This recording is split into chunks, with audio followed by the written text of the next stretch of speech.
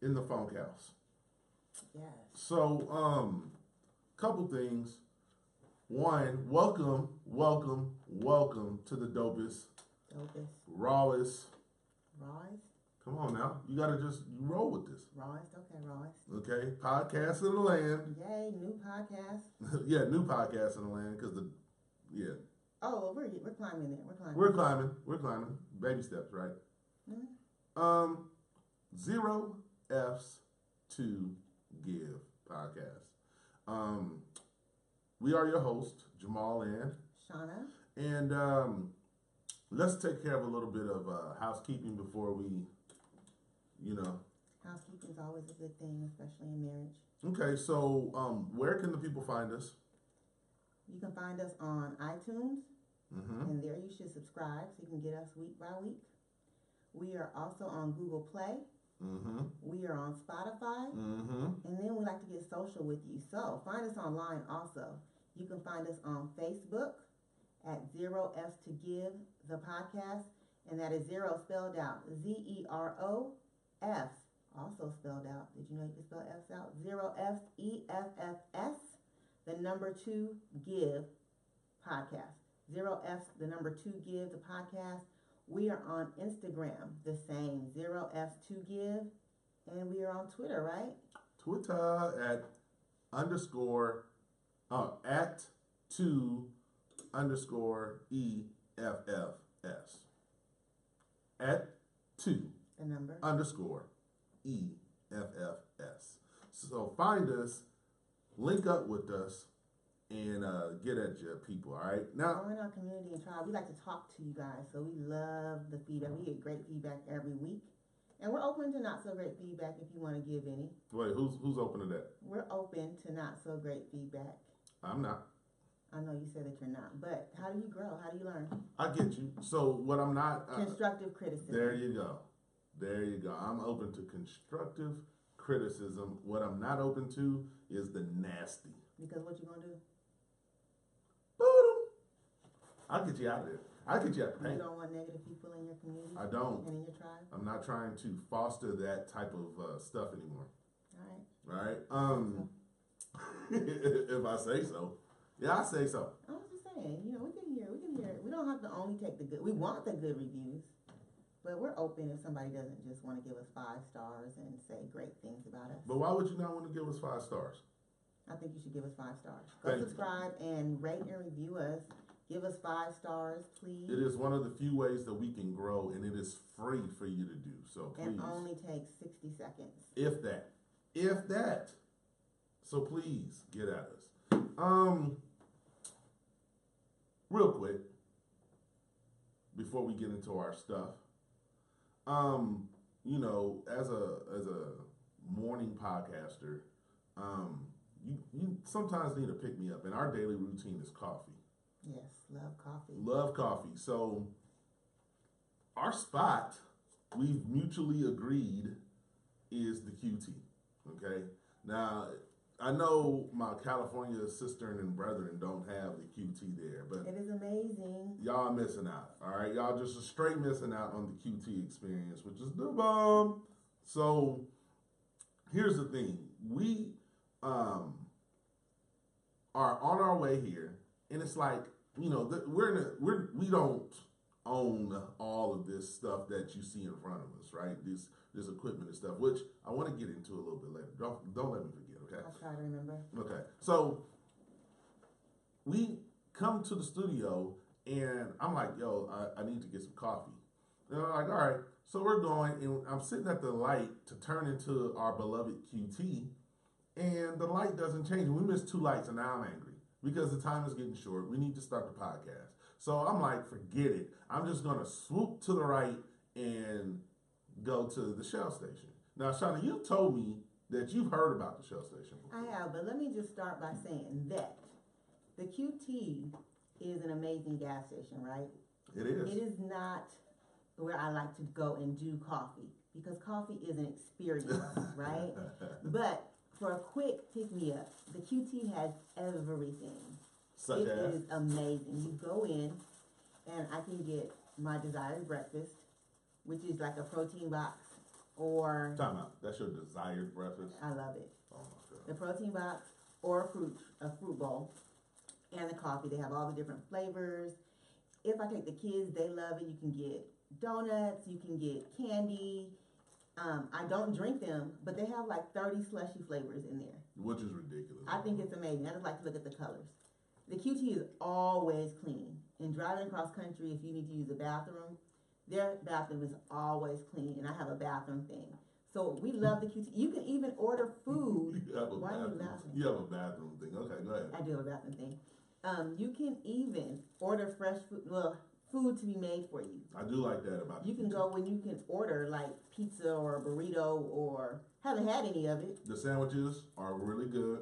Croissants are really good. And they have really good ice cream for only 49 cents. It is the bomb. Okay, so the QT is not a sit down experience coffee place, but they have great coffee, and it's a great quick place to go to get whatever you need. You can get headache medicine, you can get feminine products, you can get whatever you need at the QT. But today, Jamal was impatient enough to wait for the light to change 3 times. So he takes us to, was it a Shell station? It was the Shell station. And so immediately I'm like, this is not okay. I'm not happy about it. The trash can outside was overflowing. Like, far be it for the trash can to be used as trash. Okay, so the QT is clean. I was already disappointed before I even walked into the gas station. Fair enough. But then when we walk in. Okay, it's super early in the morning, and there are tons of people inside. And tons of what? There's like hot food. Hot food, the good stuff. Like fried chicken and macaroni and cheese and sausage and eggs. Listen. That Shell station spoke straight to my heart. You hear me? Granted, I was not hungry. And I did get a little hungry, but it's food that I don't typically try to eat. Fair enough. But what I'm saying to you is that when I went in there, I was like, yo. He's trying to go back after the podcast. Yeah. And I try to do little cute cafes for breakfast after the podcast. I'm not feeling going to the gas station for food. But that'd be the best stuff.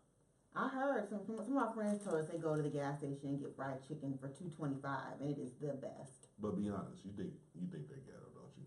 I'm not going to the gas station for fried chicken. First of all, as we discussed on episode number 4, I'm not eating fried chicken. So that's first of all. But damn shame. I just can't imagine going to the gas station to get fried chicken. It'd be the best, and they be having those fries, those wedges. Yeah, they had the wedges. Ooh, I don't like wedges. The wedges. And it's not because I don't like you. I like you, and y'all have to listen to episode number 4 to know what that's about. But, so you were impressed with the food, but let me tell you what I was not impressed with. So I told you I like to do coffee, right? I like the experience coffee. When I go out for coffee, it usually lasts for 2 to 3 hours, right? Okay. So I'm fixing my coffee, and I'm looking for my little French vanilla or hazelnut, the green creamer. I call it the green one because I don't ever use that one. So French vanilla, hazelnut, the green creamer. I would love a pumpkin spice creamer at this time of the year. Oh my God. But I don't see any of this, right? There's a machine that you push a button on and the creamer comes out. That's a lot of places have those. I feel suspect. A lot of places have those things like you either pull down a lever like in a Circle K or whatever. Like, what's the problem? I don't like it. I want to open my little packet. I understand why they do it to save money, yes. But I feel like it's really sanitary to have little packets. But it's not like the creamer's out. Like, you can't touch it. That's besides the point. Oh my God. So next to the creamer station, there's a sweetener station, which has like sugar and Splenda and all this stuff. You're so angry about it. I don't put sugar in my coffee because cream is sweet, right? And I definitely don't use the pink or the blue packs. I used to use yellow, but I don't use any of that in my coffee. The saccharin and But this said sugar, Splenda, pink sweetener. What the hell is pink sweetener? It's that, what the hell is like, pink well, sweetener? Hold on. I know what it is. So remember, you had the yellow packet, right? Splenda. Which is like lemonade. Well, the pink sweetener is like the pink lemonade of sweetener. No, I don't want to say pink sweetener on the label on the machine. I don't like it. But pink sweetener is like, you know how black folks always put like red Kool-Aid. There you go. What flavor is red Kool-Aid? Who cares? Who cares? We know it's good. I don't like pink sweetener. Okay. And I don't like. Well, I do like red flavored drinks sometimes. Sometimes. When I would drink flavored drinks, red was my color of choice. And I don't know what it was. I don't know if it was strawberry or cherry or tropical punch. I don't know. So the takeaway from this is Jamal was very impressed with the gas station that serves food. Come on. And pink sweetener. Can't wait. I took a picture of the pink sweetener sign because I was just really appalled, and I was listening to my girls. I put it on our Facebook page. Or the gram. Yeah. Because I need somebody to help me out with that. No, there's nothing to help you out. You're bougie. Just admit. Okay. BNS. But That's what me and my friends call it. What is that? BNS. What does that stand for? Do you really want to know? I do. Bougie and shit. Oh my God. Anyways, so besides that, last week I said that I could not wait for this episode. Little did I know all of the tomfoolery and ridiculousness that was going to be happening this week. So I'm going to let you start, ma'am, because you have something that you really want to touch on, and I want to give you the floor for that. So this week has been a crazy week, and I think this week just like screams out, help us country, help us in the area of sex, help us in the area of power, help us in the area of respect for people and respect for what people have gone through and are going through. Okay. Right? So let's just go back to a week ago. At our church, we have this thing for the youth at night, one day a month, right? Mm-hmm. And last week, and everything is like really geared towards middle school and high school students. Like they go way all out. The way in. Like way I'm not gonna say a parent can't go, but you don't really. You know, it's just like it ain't for you. Teenager overload, right? And so last week's topic was sex. All right. Okay. So as a parent, I was kind of like, ooh, sex at church. But I wasn't opposed to it. It just kind of had me pause. Okay, so why would your initial thing be pause? Because, you know, my baby, because that's what I call her, right? She's not, though. My baby is 11. And although I'm really open with her and we talk a lot, I was just like, what is she going to learn at church about sex? Well, hold on. So this is the thing that gets me, right? Folk will go ahead and be like, yo, church, safe place to be. Church, oh, this is where I always want to be. Church choir, church meetings, church this, church that. But then the church wants to be proactive and talk about something that is relevant to what the kids are experiencing, and people have pause. What is that about? I think it's okay to have pause in this parenting journey, right? Because I still took her. I still thought it was a great idea, but I did have pause. I wasn't like, yay, let's go talk about sex. Now, if they were like, let's talk about praise and worship, I think it would have been more along what I was expecting, open to, thought was quote unquote normal for a church. And I would have been like, yay, let's go talk about praise and worship. Let's roll. So I'm going to let you finish the story, right? Real quick, but I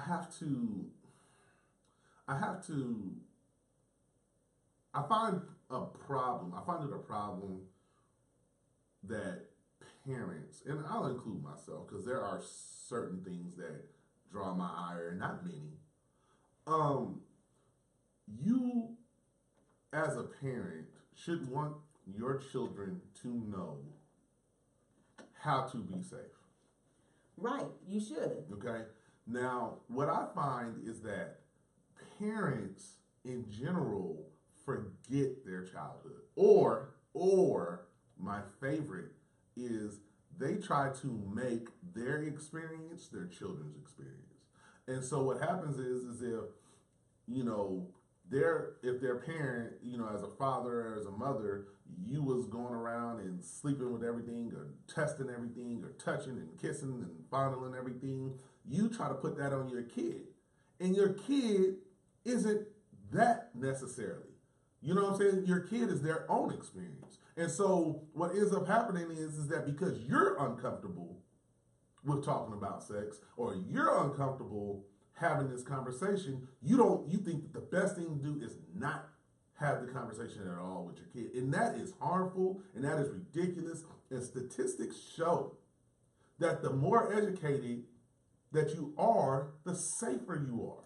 So I don't disagree with you, and I don't think that I personally am uncomfortable talking about sex with my kids. Well, let me not say that, but I even say that in the conversation, right? So I agree with what you said, and I think it's really important to talk to your kids about sex and not to put your stuff on them, but to be open to the conversation. However, what struck me when we heard that sex was a topic was just, again, it was a cause to pause, but it never made me say, I don't want her to go. So what I always encourage my kids, take a friend with you to church. It's so much fun. Like if I was a teenager, I would love to go to these things. You get to eat, you get to play, you get to have a great time, right?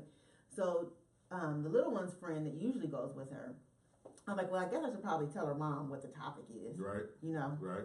It's fair. I don't always know what the topic is. They have different themes. Right. And when it comes to sex, you know how. I just feel like, let her know. I would want somebody to let me know. Again, like I'm glad that the church let us know, because we don't always know what the topic is, right? We don't, like last month, I don't know what the topic was. Okay. I knew a theme, but I didn't know what the topic was. Right, right. So I was like, well, let me, if they're putting it out here, then I should let this mom know this is what they're talking about. Let's talk about sex, right? Mm-hmm. And so I let the mom know, who's a great mom. She's really good. She has multiple kids. She's great. All right. And so I say, hey, by the way, before I pick your kid up for church, the topic this Sunday is sex. Okay. They're talking about sex. Yep. At church. Mm-hmm. And in my mind, I could think of, whatever. I can go way left or way right. But it's church, and they're teaching teenagers. I don't think they're going to really teach them anything that's crazy, right? Right. So I'm like, well, and I'm assuming it's church, so they're going to go back to the Bible. So the minimum that I think they're going to teach is get married and have sex, right? Yeah. I don't know what, but I know that's probably what they're going to touch on, because the church isn't going to just be out like, do whatever you want to do. So she said she can't go. The mother? The mother wouldn't let the little girl go. Why? Because they wanted to talk to their daughter about sex before she learned about it elsewhere, and not necessarily her. Let me go back, because it touches on what you said a little bit. She said her husband wanted to talk to his daughter about sex before any type of sex education happened outside of the household. Guarantee that conversation is never going to happen. You don't think so? I guarantee it's never going to happen. Boy, oh boy, fathers in this protection of the daughters, once again, they project. Men know the type of mess they did, and they're so hey, what? I saw that. What? That you said mess instead of cussing. I'm so proud of you. Right. Anyway, so they know the type of stuff that they did, and they're projecting that onto their daughters. They're projecting onto kids in general, right? Well, that's the reason why they go and you see these dudes who think that they're funny, but they're not, and they take these pictures with the guns and stuff like that. Oh my!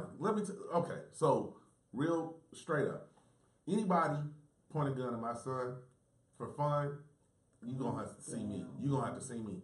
Straight up, you gonna have to see me. It's not funny, dude. It's nothing. Nothing about that is hilarious. Nothing about that, man. All the black people in general that are being killed, and then you gonna sit up there and think that it's a game that you want to play because you want to instill fear into somebody. Hell no. Hell no. You gonna have to see me on site, buddy.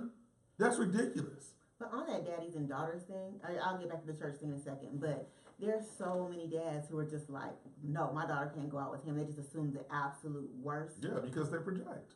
I mean, you're better now, but you were the same way for a while, right? Yeah, but remember, babe, I've gone through a huge transformation. True. Okay? The only man I have ever heard say that he's okay with his daughter dating when her age reached a certain, when she got to a certain age, was my dear President Barack Obama. Yes, Barack did say something. When Malia was old enough to date, he said he was open to her dating, that he trusted her judgment, Right. and that he would meet the young man. And I think that says way more about who he is as a man. Absolutely. Compared to when I hear men like, I'm going to shoot you, Right. I'm going to protect my daughter. We go way back to Will Smith and Martin Lawrence. Yep. Like, you know, it was in a comedy, so you laugh about it, but really it is just you projecting on all the mess that you did when you was younger onto your kid. It's disgusting. But anyway, have the conversation, right? If you have the conversation with your daughter, and not the conversation. And just know where her head is, you'll feel more comfortable. But the problem is that parents don't talk to their children, and so they don't know where their head is. And so what they do is assume the absolute worst of their kids. Did your mom talk to you? Hell no. No? But why do you think my mom was freaking out like crazy? Oh my gosh, really? I mean, this is 0 F's to give, right? Right? Okay. Your mom was freaking out like crazy. So me and Shawna dated when we were younger, like we were in the 11th grade. And we were having sex then. And my stupid ass goes and washes the sheets in the effort for my mom not to know that me and Shawna was having sex, right? So come home, my mom comes home. Why? My mom comes home and she is losing it. Mess this and mess that, and you doing this and you bringing that. Because you were washing the sheets, so can we just throw that under the bus real quick? That your brother had all the shade in the world, and also the hater had something to say. She didn't just assume. Oh, he's a hater. He is such a hater. But anyway, your mama didn't talk to you. She came home. She saw that you were washing sheets, and your brother snitched a little bit. And it was a wrap. And she put 2 and 3 together. And she called my mama. And she called your mama. I was so angry. You was angry? Yes, I was angry. But anyway, that might be responsible parenting. When my mom talked to me, right? My mom talked to me about sex. I actually told my mom when I lost my virginity. Okay, really? Yeah, I did. Okay. In the car is where we had all of our sensitive conversations, and I told her when I lost my virginity. And how did she take it? She didn't lose her mind. She was like, okay, did you use protection? Mm-hmm. How do you feel about it? Right. How do you feel about yourself? Is something that you want to do again? Do I need to get you on birth control? And then I had that conversation that I hear ladies have all the time. I'm not going to ever do it again. But, you know, she was open. You know, she talked to me about it. That's good. See, and this is why that's my favorite mother-in-law. On the inside, she probably was blowing up. I'm sure she was. I'm absolutely sure she was. But the one thing about your mother that I do love is that what she does is she empathizes first, and then she goes into, you know, the protection mode. And so what she does is she hears you. She listens to what the problem is first. She doesn't do like 90% of men do and like start trying to fix. Fix out first. Yeah, it's like she will absolutely take it in, listen, and then after she sees that you get to a certain point, she'll throw out suggestions. She won't try to tell you what to do, but she'll throw out suggestions about, okay, well, have you thought about this and have you thought about that? Like, I've actually seen her work, and it's actually pretty brilliant, to be honest with you. So I see what she does, and I can imagine what she did with you in the car that day. Right. And I know she didn't like it. She definitely didn't like it, but that is how she handled it. Right. So back to this church situation. Back to the church. So mom was like, no, she can't go. Which, you know, again, I had cause to pause. And this is not her church, right? So she doesn't have the relationship that we have. She doesn't know the people that we know. Mm-hmm. She just visits. So, you know, I get it. I understand. No harm, no foul. I get it. Even she was like, you know, I know it's a little ridiculous, but, you know, I got to honor her dad. I get it. So Jaden goes to sex night at church. Sex night at church. And I drop her off as I usually do. Uh-huh. And I went to go do coffee while I waited. But I came back and I was actually waiting in my car, and you can hear the message from the speakers outside, right? Correct. So I happened to get there just in time to hear the sex talk. Okay. And I was like, ooh, I get to hear what's going on. And it was actually really, really good. It was a pastor, I know his first name is Mekon. I think his last name is Carter. Uh-huh. And he was having a conversation with his son about sex. Okay. And what was brilliant about it was just a conversation, so they weren't preaching at the kids about what to do and not do. Which is an immediate turn off for most Because people. I think when I think about what I learned in a church-like environment was don't, right? Correct. Until you're married. Right. And I have a whole lot of topics about that, which I think is good. I don't want them to until they're married. But, it just gives you a different mindset. So anyway, they're telling their experiences. And our stories are humongous, right? Like, that's how we change lives, by sharing our stories. And they actually touched on sexual addiction. Oh, did they? Well, what they touched on was pornography addiction. Right, okay. Which was great because it's real, right? Absolutely real. And I know that you know. It is absolutely real. Like, let's never, ever put anything past sexual addiction, even though I know there are a lot of people, who think that is BS. Right. And so they're having a conversation. I thought the conversation was good. He talked about being exposed to pornography really young. He talked about when a girl in 7th grade approached him to have sex, and he was a virgin, how he felt really confused. Now, is this Mekon or is this his son? Okay. Telling him All right. that. Okay. How he felt confused because somebody approached him, a young woman approached him, like, I think, if I remember correctly, because I wasn't there to get the visual, which always helps, but like at a lunch table, around other people. And when he was like, nah, then his boys like laughed at him. Oh, wow. And so just thinking about what that does to you when you're really young. And so it talked about that, and it talked about wanting the relationship between a husband and a wife, and how he felt shame when he finally did lose his virginity because he had been taught in the church, wait until you're married. Okay. And what I loved was that at the end, he battled and struggled with those feelings that he had and what he saw, and how, he couldn't how even on his phone, he was getting pop-up messages with naked women, or, because once you go to a porn site, then all these pop-ups just come up. Right. So he was saying every day he'd wake up and all this stuff was on his phone, and he didn't know what to do with that because my dad's a pastor, so I can't go to him and say I'm struggling. Which is sad that he felt that way. Because his dad at this point was just like, you could have came to me and even told him, like, we wanted something better for you. We wanted you to be able to experience a loving marriage where you and your wife get to experience each other together.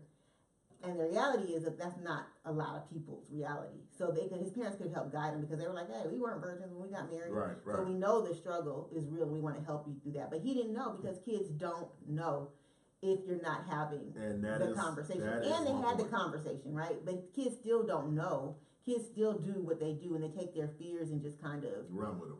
Tell their friends. Got you. I got you. Which is why I think it would have been amazing if this little girl could have gone, because then Jaden would have had somebody to talk to, and she would have somebody to talk to as well. Right. And they would have been able to kind of direct each other. Oh, well, why don't you go ask your mom? You absolutely need somebody to be able to. I think that the biggest problem that I had when I was in high school is that I didn't have that person. Once at the time, the dude who was my best friend, he was older than me. So he went off to the Navy. And so during my senior year, it was kind of just me. And I had kind of got outcasted, but that's a whole different story in high school. And so whenever I was going through stuff, and I was still kind of, popular and dealing with women and stuff like that, but I made so many mistakes, ran my mouth way too much. And mostly it was because I didn't have one person who I could trust that would, I could piggyback on and wouldn't have to worry about that coming back on me. Right. You know what I mean? And who knows what could have happened if I would have had that person that I could have been able to bounce that stuff off. So it's definitely important. Yeah, and it's such a sensitive time frame. I know when I picked Jaden up, we had a conversation about it. And I didn't want it to just be the people on the screen. And speaking about it being uncomfortable, it was uncomfortable for me, but I asked her about pornography. I asked her if she understood what a pornography addiction was. She gave me some very shy, like, yeah, you told me about it before. You told me about addiction before. And I was like, did I? What did I tell you? And she was just like, you told me that people didn't get addicted to porn. And I was like, oh, because I don't remember necessarily having that specific conversation. Okay. And so I let her know, like, I know you saw these people on the screen talking about their experience. I was like, but you know somebody who has a pornography addiction. And she was like, I do. And I was like, yeah, do you want to know who? And she was like, sure, like whatever. And I was like, your dad? And she was like, whoa, my dad. Like when he was a kid? And I was like, well, it probably started when he was a kid, but something that he struggles with even now. Right. And then me and her discussed it. And she, she listened to me. I asked her if she had any questions. We continued the conversation, but I wanted her to know that it's not just people on the screen. It's not an anomaly necessarily. Right. And that it's very real and very true. And she didn't really want to talk about it, but I let her know that we are open to talk about it. So when you do get comfortable, let's go ahead and have the conversation. And she does this thing when she gets uncomfortable where she starts acting, I don't know what it is. Yeah, that's the perfect word for it. Like, yeah, so, okay. But I left it open. And, we've talked about sex before. All right. Do I want to say something? Well, 0 F's to give, right? We're 0 F's to give. She heard us having sex. Dope! That's not dope. That is dope. Because hopefully that'll keep her out of our business. But we talked about it because she asked. And so what I told her, we talked about it then. We talked about marriage. We talked about how it's a loving thing to do with your spouse and all of that. And she said to me, Mommy, this is really an uncomfortable conversation to have. About us having sex? Yeah. I mean, I can imagine. And I said, girl, this is uncomfortable for me too. But when I said it like that, she kind of giggled like, oh, like, it's not just me that feels uncomfortable. But I let her know, like, I don't want to talk about this with you either. Right. But it's important that you know that you're not imagining stuff. That what you see on these little shows that you watch, like, that's real. Right. And it's not, because, we're old to kids, right? It's not two just kids, like, right. High schoolers or college age students or people in their early 20s that have sex. Like, we're old. And we're old to her. And we're in a marriage and we're in love, and this is one of the ways that we express our love. So I wanted to make sure that we had that conversation. So, but I could let her know, like, this is not comfortable for me either. I'd rather, because she even said, when we talked about the pornography thing, she said, I would rather talk with my friends about it. And I said, I would rather talk to my friends about it too. But your friends don't know nothing. They don't know shit. Your friends don't know nothing. So, you get to have the experience of talking to me when you have a question or a concern. And she seemed okay with that. So hopefully I'm laying a good foundation for her so that she can come to me. And what's interesting is that, you had this conversation, and I'm glad you had this conversation.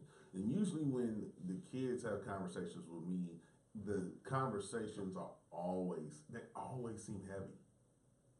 And I hate that that's our relationship when it comes to serious stuff. You know what I mean? Because I would like to be able to have a conversation that doesn't feel or seem heavy with them. But I don't know. Maybe it's just how I project to them. You know what I mean? It might be. I mean, But I do recognize that is who I am to them. And so what I try to do is not have a lot of those unless it's necessary. Because I don't want them to think every time that Dad talks to us, it's a heavy conversation. I do want them to think that, like, I can have fun with them. So do you have intentional, fun conversations with them? I do.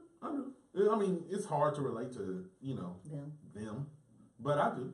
Yeah. And, based on, when and what they're doing, they sometimes they're open, sometimes they're not. Because, especially the older two, they are very much into doing their life. Right. Because that's what, you do when you're 17, 21. Right. I got it.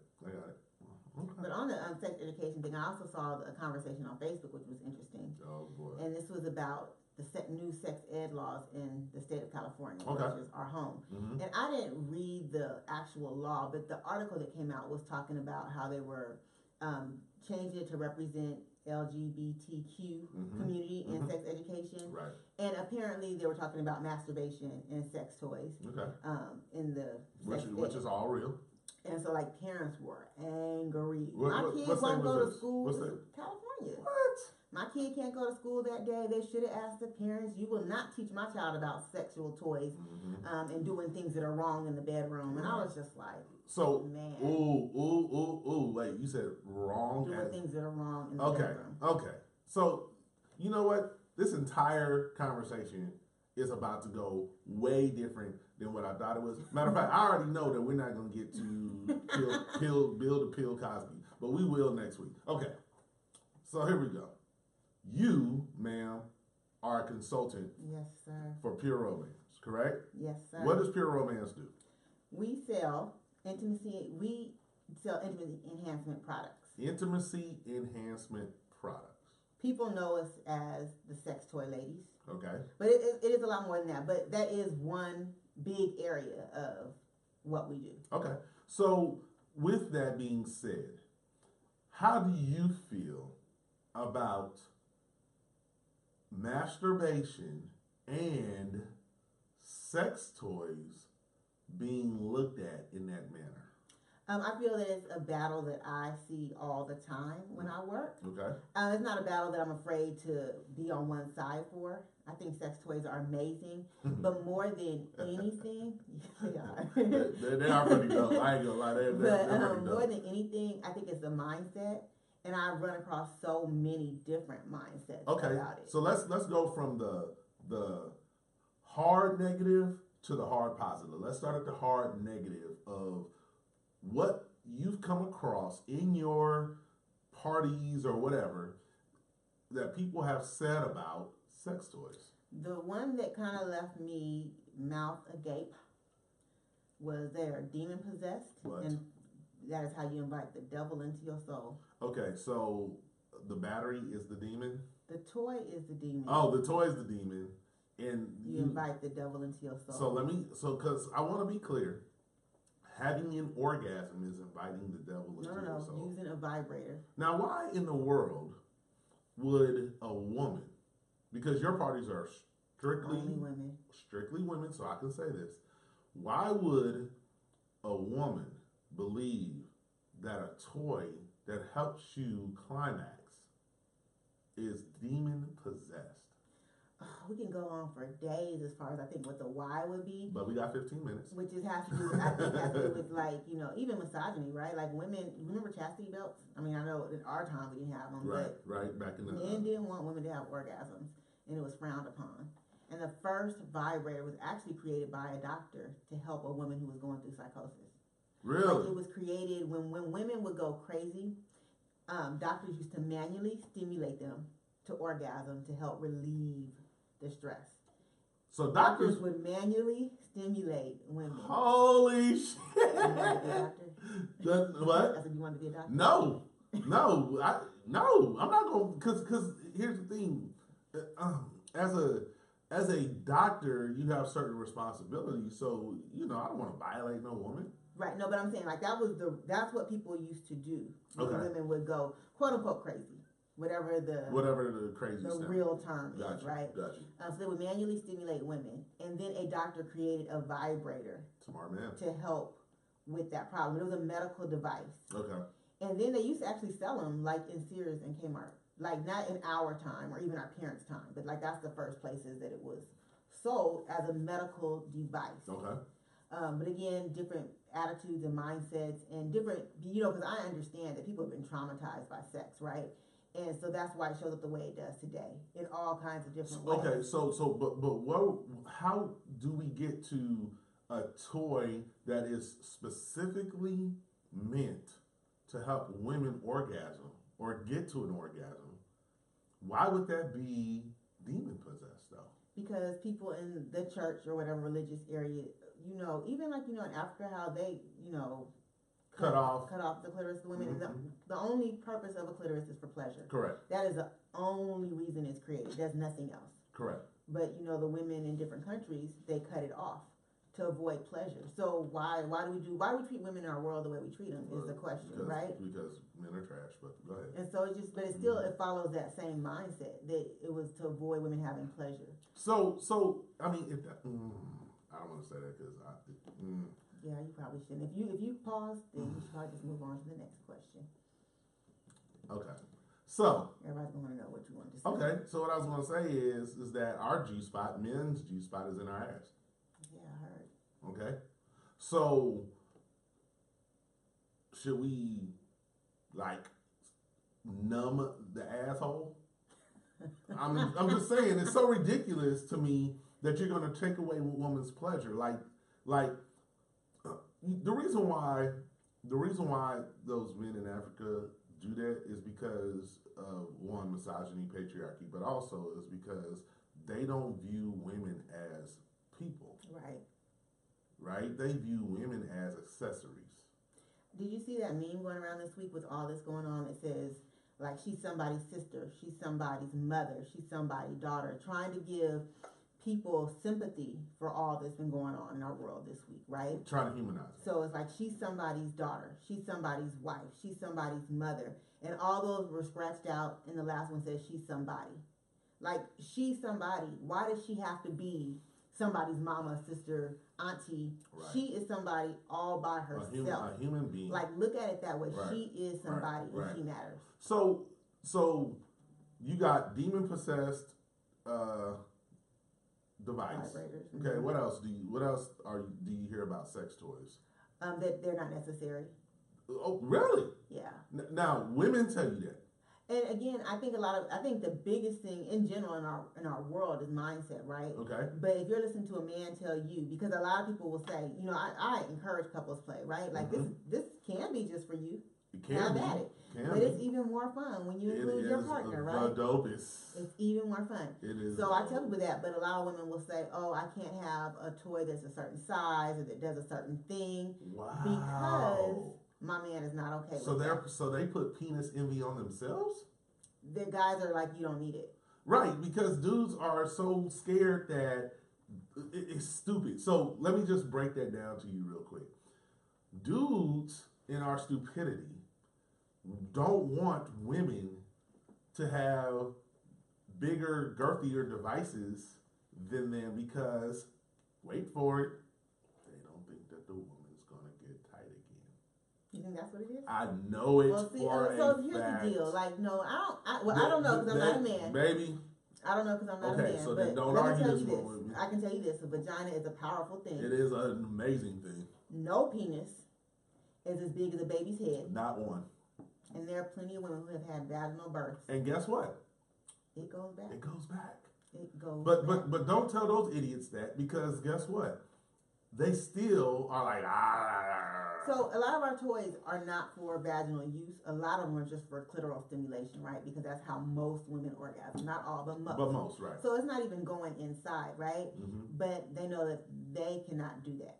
And they don't want their woman to get more attached to a toy than to them. So then the problem isn't the toy. The problem is your weak ass. Man. So this is the one thing that the one thing that I've always decided about what sex would be with Jamal. Okay? I got to a certain point in my life to where I was You're like, going to tell all our listeners what sex with Jamal is like? No, I'm not. So, but what I am going to do is I'm going to say my philosophy about sex, okay? Right. So, my philosophy is this, is I know I'm going to get mine. I know that. Mm-hmm.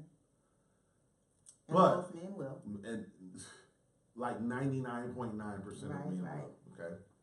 So, because I know I'm going to get mine, and I don't know if it's going to be a 2-minute get mine or an hour get mine. I don't know, right? I only find out when I'm actually in the throes of it. Okay? That means that it is my job to get hers first. Right. Before I even get in.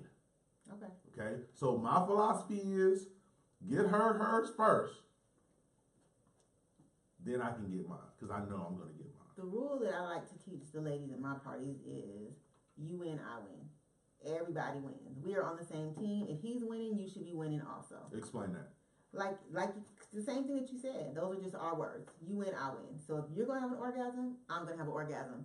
But not even just the end game, but just let it be enjoyment for both of us. Because again, all women don't have orgasms, and you don't necessarily have to have an orgasm every single time to enjoy the process. But that should be in there, though. It should be. I watched another video about that, but we'll talk about that another time. Okay. But just let me enjoy the process fully and abundantly. Like, let me fully get mine if you're gonna get yours. So here you go, babe. I think that and I'm just going off of what I hear my brethren say. I think that the another issue that men have is that when they look at women having orgasms, they feel like if there's a device that can get another woman to feel like that, then what is their purpose? But you said it one time that I thought it was so brilliant. You said nothing is going to be able to replace physical touch. Right, right. Toys enhance, right? They enhance the game. but that's it. And you know, and if you're doing this thing long term, do I need a toy? No, but why not have fun? Why not? I don't need to go to Magic Mountain. Nope. But it's sure enough a lot of fun. It is a hell of a lot of fun. Right? And I want to get on all the roller coasters when I'm there. Do I want to go on Ninja every day? Nope. No, but when I go, it's fun. So I guess the thing is that I think women and men need to have a serious conversation with their partners about, hey, I'm not trying to replace you. I want us to take our sexual relationship to a whole nother level. But here's the thing. Remember I said it's mindset. Like people just think, for whatever reason, because we're not going to go down the time frame of why, but people think that it's wrong. And when you think that anything you're doing is wrong, it's going to put a block and you're not going to be able to enjoy it. But where is it wrong if you're having an intimate relationship with your one? But people think that it's wrong. I've met lots of people who are like, oh no, we don't do toys. Why though? So they have their why, but it has to do with mindset. This ridiculous. There's nothing in the Bible that says you can't have a toy in your bedroom. Nothing. But they think so. And so this is where I have a problem with religion. Okay? The problem, one of the many, many problems with religion is that religion puts stuff in the Bible that is not there. Okay? And not just the Bible, like worldwide religion. Right? I get it, but once again, I'm speaking. The majority of religion is rooted in Christianity, right? And then they kind of all break off from there, right? Okay. All right, or based on the Bible. Let me just put it like this: it's based on the Bible. So what ends up happening is that people read the Bible, have zero context as to what a specific passage is saying, and then just try to make it law. Like the whole women need to be quiet in church. Motherfucker, if you don't sit up there, I'm sorry, but this one really pisses me off. If you don't sit up there and take it into context as to what Paul was actually talking about, then yeah, you're going to think that it means that women need to shut up in the church. But that's not what he was saying, you idiots. Right.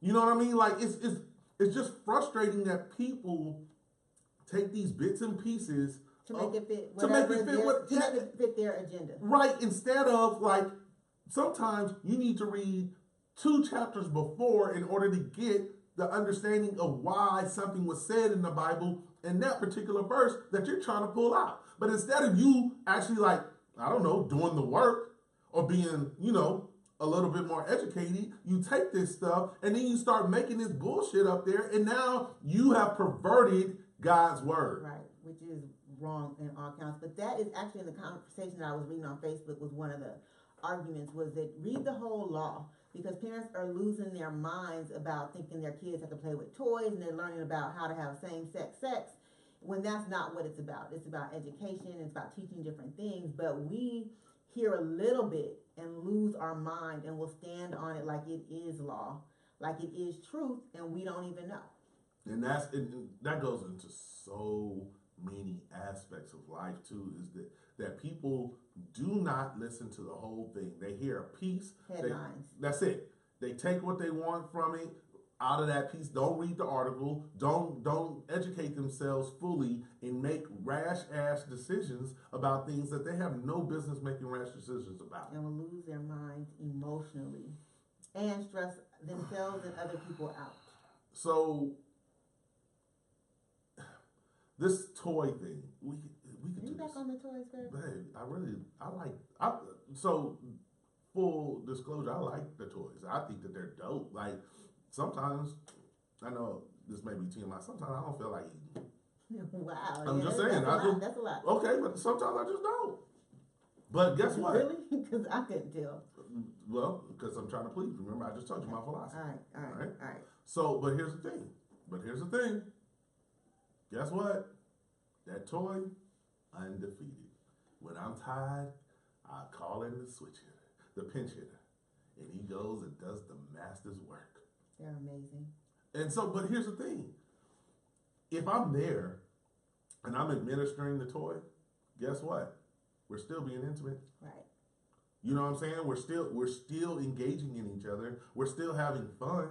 Mm-hmm. I enjoy what happens with your body when you mess around in orgasm. Which is part of the point, right? Like right. To be connected, to be vulnerable, to be open. So I even think on that level, because I really think intimacy is about being vulnerable with your partner, right? Yep. Like that's the thing. The thing. And so for a man who has an insecurity in that area, like that's one of the most vulnerable things you can do is like, hey, let's try this and see what happens there. Like instead of being scared of it, be vulnerable, be open to see what works for y'all in your bedroom. I would encourage more women to have the conversations with their man. Just don't allow your man to be like, nope, not having it, and that's it. Like, have a full conversation, and if it comes out that he is insecure about maybe his size or his length or how long he lasts. Right, hey. like seriously. Find a way to massage that ego without giving up what you want, right? I totally 100% believe that everyone should experience orgasm, okay? Everyone, every single time, okay? Now, I know it's impossible for women sometimes to experience it every single time, but let me just say that. When you do. I'm just saying, I just think that it's so freaking unfair that there are so many women out there that are not living their best life because they're not standing up to their man or partner and being like, no, themselves, absolutely, and being like, no, I want to climax, I need to climax, get me there. Even if it's myself, like women are created to be sexual beings. Absolutely, you are created for sex. And I'm not saying just go out and have sex just willy-nilly. That's not what I'm saying. But you were created to enjoy sex. It's not just for procreation. Yep. And if you are like, oh, well, I've never had sex, I've never had an orgasm, it's for you. It is so for what you. you're doing is you have that free coupon and you're just letting it sit there. Have you ever had that happen? You get like those free coupons and you're supposed to use it on a certain day. Whoppers. And you don't go I mess around and miss so many Whoppers. Kohl's Cash. Oh. Yeah. That don't expire. Listen, if there's women out there that are listening to this and they want to get a hold of you, they want to talk about maybe getting some of these products that you have or whatever, how can they reach you? You can reach me on my website. I'm going to put everything on all of our media platforms. Okay. But just real quick, it's Shawna Cook. No, sorry, not yet. Almost. pureromance.com/Shawna Cook. pureromance.com/Shawna Cook. And I'm going to put all my emails. And for all of our listeners, I think I'm just going to sponsor our show. For all of our listeners, you can get 10% off your purchase. That's dope. So, yeah. That's dope. It is. So, wait, do they need to put in like a special code or should they hit you or what? Just hit me up and you can hit me in any of our social media platforms. You can go to that inbox.